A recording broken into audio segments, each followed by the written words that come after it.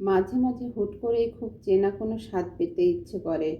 কোনো কারণ ছাড়াই মনটা কেমন যেন ছটফট করে ওঠে। আজকেও ঠিক তেমনটাই হলো। হুট করে সেমাই খেতে ইচ্ছে হলো, তাই আর দেরি না করে রান্নাঘরে চলে এলাম। সেমাইগুলো হালকা ভেজে নিয়ে রান্না করছি। দুধে সেমাইটা যখন ফুটতে শুরু করে তখন পুরো ঘর এক অদ্ভুত মিষ্টি ঘ্রাণে ভরে যায়।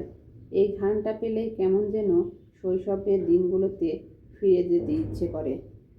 ব্যস্ত এই জীবনে আমাদের কত কিছুই তো বদলে যায়, কিন্তু এই চেনা স্বাদ আর ঘ্রাণগুলো কখনোই বদলায় না। এগুলো আমাদের ফেলে আসা সুন্দর দিনগুলোর কথা মনে করিয়ে দেয়। রান্নাটা শেষ হলো। ধোয়া ওঠা গরম সিমাই সুন্দর করে 3টা বাটিতে বেড়ে নিলাম, নিজের জন্য আর প্রিয় মানুষগুলোর জন্য।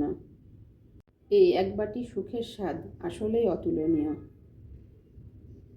গরম তেলের এই প্যানে মাছ ছাড়ার এই চিরচেনা শব্দটা শুনলেই যেন মনটা ভালো হয়ে যায়। রুই মাছ শুধু খেতেই সুস্বাদু নয়, এতে আছে প্রচুর ওমেগা 3 ফ্যাটি অ্যাসিড আর প্রোটিন, যা আমাদের হার্ট ও ব্রেনকে সুস্থ রাখতে দারুণ সাহায্য করে। মাছগুলোর এপিঠ ওপিঠ ভালো করে ভেজে নিচ্ছি। আমি মাছ একটু বেশি ভাজতেই পছন্দ করি, অনেকে একটু কম ভাজা পছন্দ করেন। আসলে এক একজনের পছন্দ এক এক রকম। যা হোক, মাছ ভাজা শেষে আমি একটা বাটিতে উঠিয়ে রাখছি। এখানেই শেষ নয়, এই মাছগুলো আমি আলু আর লাউ দিয়ে রান্না করব।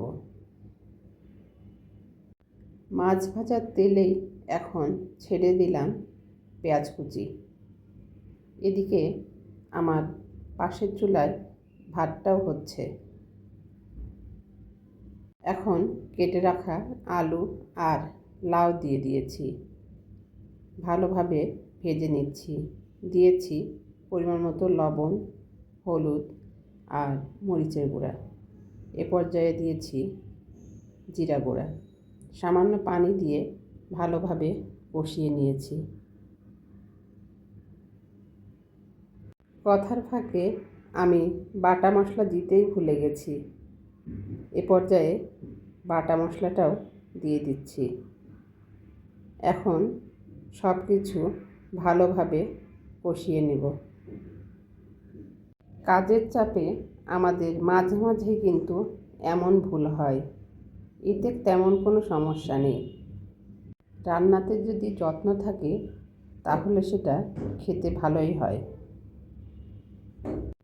এ পর্যায়ে সেদ্ধর জন্য আমি সামান্য পানি দিয়েছি। এখন ঢেকে রান্না করব। ঢাকনাটা মনে হলো একটু ছোট হয়ে যাচ্ছে, এজন্য আমি আরেকটা ঢাকনা দিয়ে রান্না করলাম। এ পর্যায়ে ভেজে রাখা মাছ আর কাঁচামরিচ দিয়ে দিয়েছি। লাউ কিন্তু আমাদের শরীরের জন্য এক পরম বন্ধু। এতে প্রচুর পানি আর ফাইবার থাকে, যা এই গরমে শরীরকে ঠান্ডা রাখে আর হজমে সাহায্য করে। বাঙালি রান্নাঘরে কচি লাউয়ের চেয়ে আর প্রিয় সবজি কী হতে পারে।